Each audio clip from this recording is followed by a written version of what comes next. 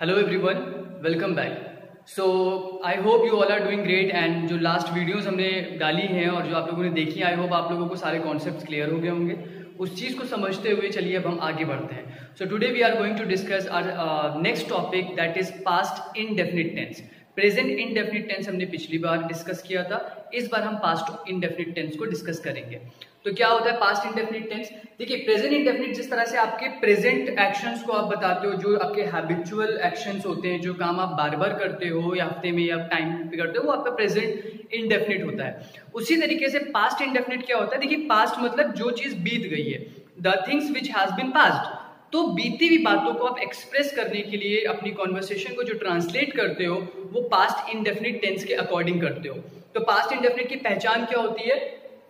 ये तो past actions होते हैं, जो पास्ट एक्शंस होते हैं वही पास्ट इंडेफिनिट में आते हैं। उसके अलावा अगर हिंदी में हम बात करें तो आपके सेंटेंस जो है वो आ, ई, ए के ऊपर खत्म होंगे। याद रखिएगा, जैसे कि मैं घर गया। अब मैं घर गया में लास्ट में क्या आ रहा है? आ रहा है। उसने मुझे बुलाया, तो यहां पे भी बुलाया में आप लास्ट में देखिए आ पे सेंटेंस खत्म हो जाएगा। मैंने तुमको पेंसिल नहीं दी, तो दी यानी कि ई के ऊपर खत्म हो गया। सो नॉर्मली जो हमारे सेंटेंसेस होते हैं वो आ, ई, ए के ऊपर खत्म होते हैं। याद रखिएगा, आ, ई, ए के बाद कुछ भी नहीं होना चाहिए, जैसे कि आ है या फिर आ था, ये दोनों ही चीजें नहीं होनी चाहिए, सिर्फ आ, ई, ए के ऊपर ही आना चाहिए। अब इसके फॉर्मूले की हम बात कर लेते हैं। अगर आपका सेंटेंस जो है वो सिंपल है, तो सबसे पहले आपको लिखना है सब्जेक्ट, उसके बाद आप लिखेंगे यहाँ पे वर्ब की सेकेंड फॉर्म। याद रखिएगा, वर्ब की सेकेंड फॉर्म को यहाँ पे आपको यूज करना है। मतलब अगर रेगुलर वर्ब है तो ईडी लगाएंगे, और अगर कोई इररेगुलर वर्ब है तो उसकी जो भी सेकेंड फॉर्म है वो आप मेंशन करोगे, और फिर लास्ट में आप ऑब्जेक्ट लिखोगे। ये सेम फॉर्मूला है जैसे कि प्रेजेंट इंडेफिनिट में था, but in present indefinite we were using verbs first form. यहाँ पे क्या है कि हम यूज कर रहे हैं verbs second form. So make sure second form ही आएगी।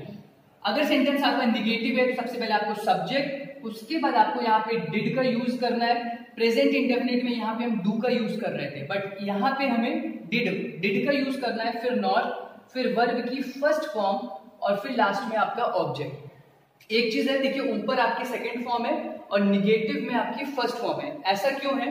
क्योंकि देखिए ऊपर जो है ना कोई हेल्पिंग वर्ब वगैरह कुछ भी नहीं दिए। यहाँ पे जो डिड आपकी हेल्पिंग वर्ब यूज की गई है वो पहले से ही सेकेंड फॉर्म में। क्यों? डिड क्या होता है? Did is the second form of do. तो डू की जब हम एक बार सेकेंड फॉर्म यूज कर चुके हैं तो दोबारा आगे करने की जरूरत नहीं है, इसलिए जो मेन वर्ब हमारी है वो फर्स्ट फॉर्म में हो जाएगी, क्योंकि डिड से हमें पता चल जाएगा बात पास्ट की हो रही है। और ये हमने पहले भी डिस्कस करा है वर्ब में कि हेल्पिंग वर्ब जो होती है वो हमें टाइम बताती है। तो यहाँ पे डिड जो है वो हमें पास्ट एक्सप्लेन करना है। इंट्रोगेटिव में did plus subject plus verb की फर्स्ट फॉर्म प्लस ऑब्जेक्ट। और WH का अगर कोई सेंटेंस है तो सबसे पहले आप WH का वर्ड रखोगे, जैसे वाई, वेयर, हाउ, ये वर्ड आ जाएंगे। उसके बाद आपकी helping verb did, subject, verb की फर्स्ट फॉर्म, ऑब्जेक्ट, और लास्ट में क्वेश्चन मार्क। अब चलिए ट्रांसलेशन पे आ जाते हैं। एक सेंटेंस है आपका, ये वही एग्जांपल्स मैंने कॉपी करे जो हमने प्रेजेंट इंडेफिनिट में करे थे, ताकि आपको बेहतर तरीके से समझ में आ जाए। राज घर गया, वहां पे क्या था? प्रेजेंट इंडेफिनिट में राज घर जाता है, उसकी हैबिट शो हो रही थी, बट यहाँ पे राज चला गया, बात बीत चुकी है, एक्शन हो गया है। राज घर गया, तो सबसे पहले हमें क्या लिखना है? सिंपल सेंटेंस है, सब्जेक्ट लिखना है, तो सब्जेक्ट हमने लिख दिया राज। उसके बाद हमें क्या लिखना है? वर्ब की सेकेंड फॉर्म। वर्ब क्या थी?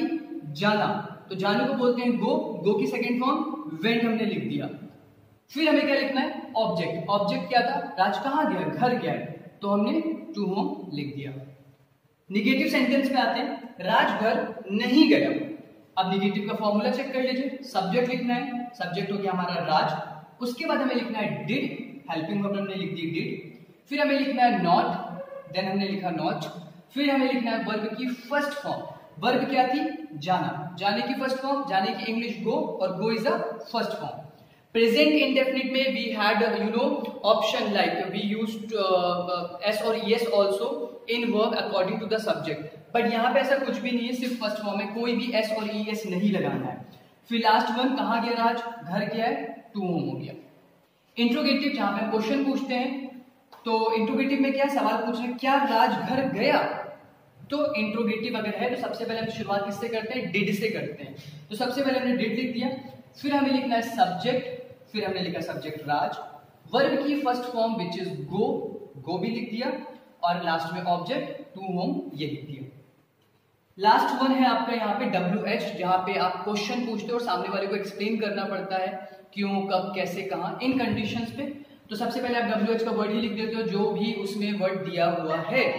सो आपका जो वर्ड है WH का, राज कब घर गया, तो यहाँ पे कब पूछा जा रहा है, तो कब की इंग्लिश क्या होती है, व्हेन। व्हेन का मतलब कब और जब दोनों होता है, ठीक है। तो सबसे पहले हमने लिख दिया व्हेन, उसके बाद हमें लिखना है डिड, हमने लिख दिया डिड। उसके बाद लिखना है subject, then here Raj is a subject. Verb की फर्स्ट फॉर्म गो लिख दिया और ऑब्जेक्ट में टू होम लिख दिया। आई होप आपको फॉर्मूला समझ में आ गया होगा। सिंपल में वर्ब की सेकेंड फॉर्म, निगेटिव और इंट्रोगेटिव और उसके आगे जो भी हैं उन सब में वर्ब की फर्स्ट फॉर्म। हेल्पिंग वर्ब जो हम यहाँ पे निगेटिव में और इंट्रोगेटिव में और WH में जो यूज करेंगे वो है डिड। चाहे सब्जेक्ट हमारा कुछ भी हो, ही हो, शी हो, किसी का नाम हो या आई, यू, कोई भी सब्जेक्ट अगर हो, निगेटिव इंट्रोगेटिव में हेल्पिंग वर्ब डिड ही रहेगी और डिड के साथ हम वर्ब की फर्स्ट फॉर्म का यूज करेंगे। और सिंपल में कोई हेल्पिंग वर्ब नहीं है, वहां पे सेकंड फॉर्म होगी।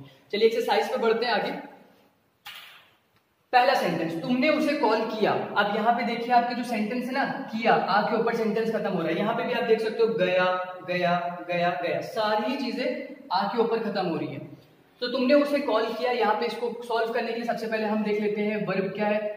कॉल करना हो गया हमारी वर्ब, किसने किया, तुमने, तुमने हो गया फिर सब्जेक्ट, और किससे किया, उसे किया, उसे हो गया हमारा ऑब्जेक्ट, ठीक है। सबसे पहले सिंपल सेंटेंस है, सिंपल सेंटेंस में सबसे पहले हमें लिखना है सब्जेक्ट, तुमने, तुमने की इंग्लिश हो गई यू। उसके बाद हमें क्या लिखना है, वर्ब, वर्ब की सेकंड फॉर्म। तो वर्ब कॉल करने को इंग्लिश में कॉल ही बोलते हैं, कॉल लिखा है यहाँ पे, बट यहाँ पे हमें सेकंड फॉर्म यूज करनी है तो ईडी हमने लगा दिया, यू कॉल्ड। अब उसे अगर कोई लड़का है तो ही का ऑब्जेक्ट हो जाएगा हिम, और अगर कोई लड़की है तो शी का ऑब्जेक्ट हो जाएगा हर। यू कॉल्ड हिम या फिर हर, ठीक है। सेंटेंस नंबर 2, उसने मुझसे बात नहीं की।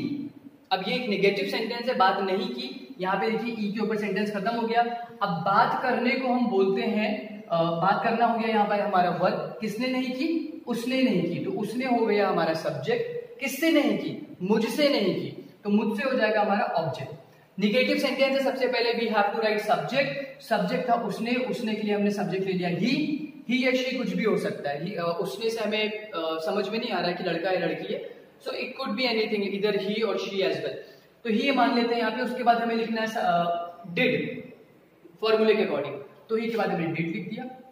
निगेटिव है तो डिड के बाद नॉट है तो नॉट लिख दिया, ही डिड नॉट। अब उसके बाद हमें वर्ब लिखनी है, वर्ब की फर्स्ट फॉर्म। वर्ब क्या थी, बात करना।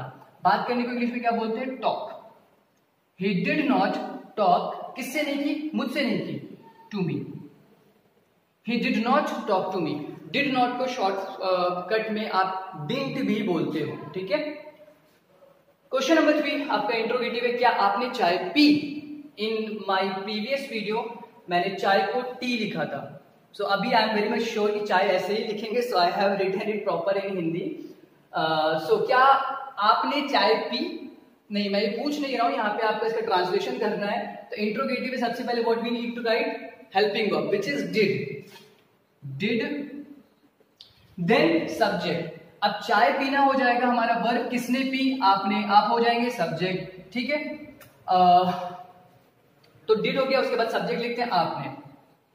आपकी इंग्लिश हो गई यू, आप और तुम दोनों की इंग्लिश यू रहती है, डिड यू। उसके बाद हमें क्या लिखना है, सब्जेक्ट के बाद वर्ब की फर्स्ट फॉर्म। अब चाय पीना, पीने की इंग्लिश हम क्या लिखते हैं, ड्रिंक। लेकिन मैंने आपको पहले भी बताया कि पीने के लिए जो ड्रिंक वर्ड है इसको थोड़ा सा अवॉइड करके हैव का ही यूज किया करिए।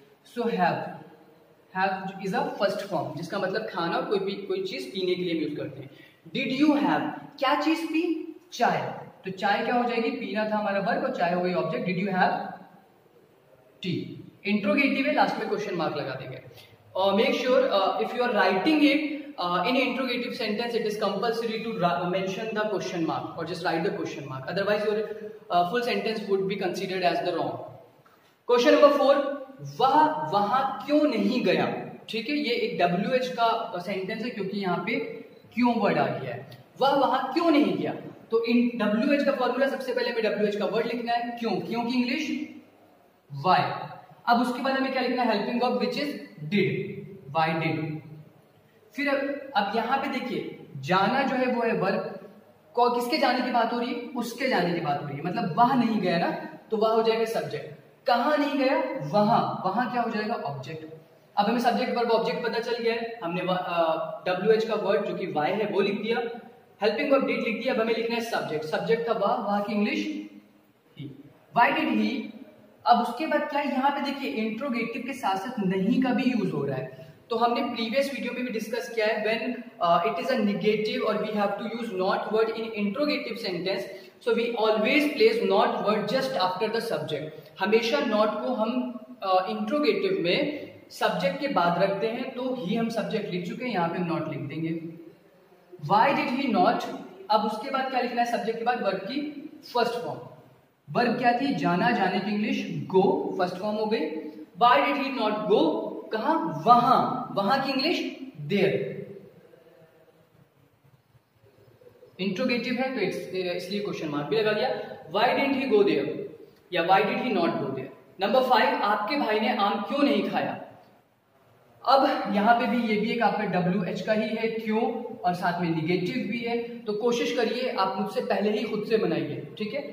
तो फिर क्योंकि इंग्लिश हो गई वाई, उसके बाद हेल्पिंग वर्ब हो गई डिड, उसके बाद यस सब्जेक्ट।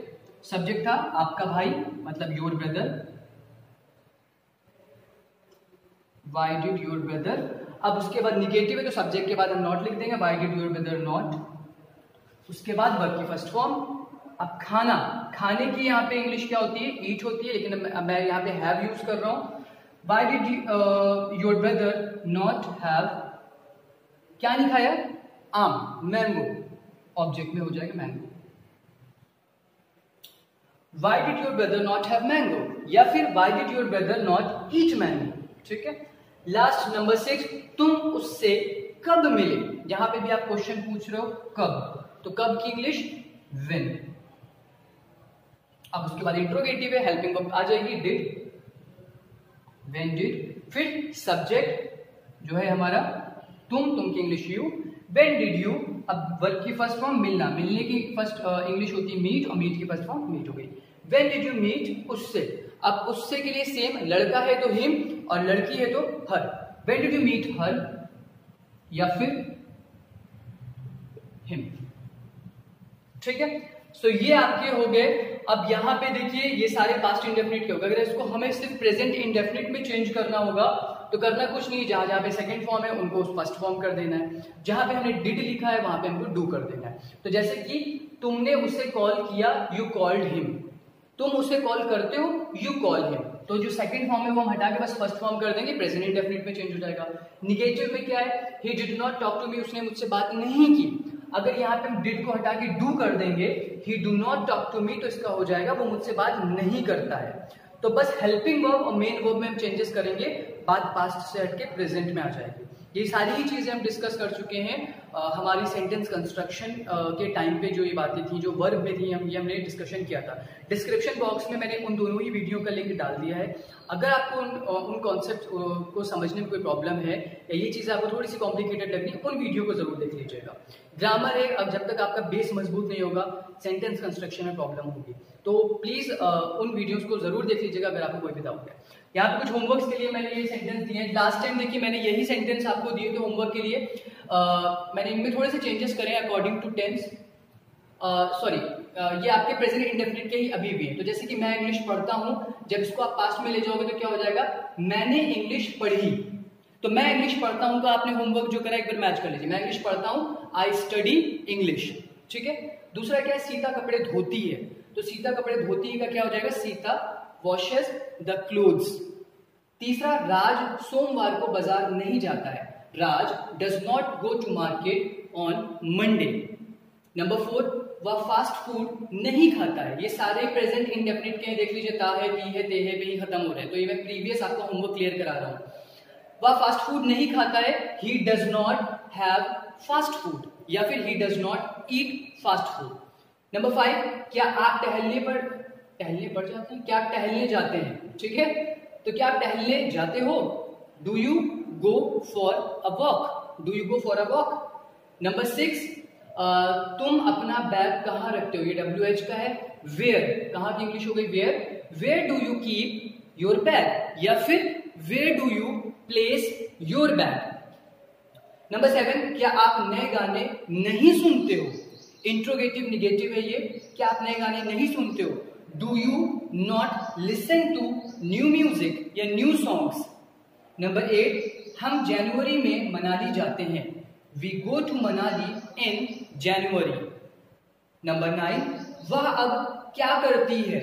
सो वह अब क्या करती है, तो यहाँ पे देखिए ये भी WH का हो गया, अब क्या करती है, क्या, सॉरी, ठीक है। So what does she do now, what does she do now. Last number 10 पे था आपका, वे ये कैसे करते हैं, तो ये भी आपका इंट्रोगेटिव में WH का है, जहां पे कैसे वर्ड है, कैसे की इंग्लिश होती है how do they do it, how do they do it, वो ये कैसे करते हैं। अब आपको क्या करना है, ये सारे ही सेंटेंस प्रेजेंट इंडेफिनिट के हैं, इनको पास्ट में कन्वर्ट करना है। जैसे मैं इंग्लिश पढ़ता हूं, उनका हो जाएगा मैंने इंग्लिश पढ़ी। सीता कपड़े धोती है, सीता ने कपड़े धोए। राज सोमवार को बाजार नहीं जाता है, राज सोमवार को बाजार नहीं गया। वह फास्ट फूड नहीं खाता है, उसने फास्ट फूड नहीं खाया। क्या आप टहलने जाते हो, क्या आप टहलने गए।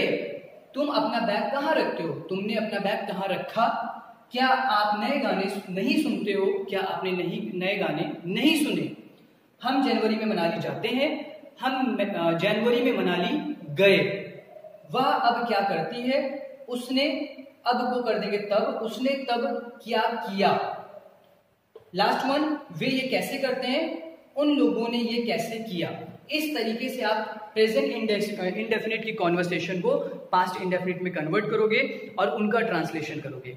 एक और चीज मैं बोलूंगा, ज्यादा से ज्यादा जो टेंसेस आप कवर करते जा रहे हो, जैसे कि we have completed present indefinite, today we have completed past indefinite as well. So think just couple of sentence in your mind, your own sentences. Normal आप कौन कौन सी बातें हैं जो हिंदी में बोलते हो, जैसे कि मैं ये करता हूँ, तो जस्ट थिंक यार चाहिए ताऊ पे आ रहा है प्रेजेंट इंडेफिनिट, इसका ट्रांसलेशन क्या होगा। Just basically I want to say that train your brain, just convert your thought processing into English. आप सोचने को भी अपने इंग्लिश में कर लो। एक बार अगर आपने अपनी कॉन्वर्सेशन को खुद से इंग्लिश में कर लिया ना, तो then it would become very easy for you to speak in English, to understand English. So definitely you will have good marks in your subject. फिर चाहे आप स्पोकन पर्पज से ये वीडियो देख रहे हैं या फिर आप आपके सब्जेक्ट का पार्ट इसलिए देख रहे हैं। सो आई होप आपको ये पास्ट इंडेफिनिट समझ में आया होगा। बट ग्रामर है, आई कैन अंडरस्टैंड, समझाना जितना मैं जिस पॉइंट से देख रहा हूँ शायद आपको उस पॉइंट पे वैसा ना लग रहा हो, कुछ डाउट्स हो तो बेशक आप बिल्कुल पूछ सकते हैं। You are always welcome to watch and ask your question. And yes, ये चीज़ें आपको नहीं समझ में आई, so one more thing, explanation तो बहुत अच्छी मैंने कर दी है, बट समझ में उसी को आएगा जो लाइक, कमेंट और शेयर करेगा। Just kidding, and please like the video and share with your friends, maybe they will get some new learning. Keep studying, have a great day.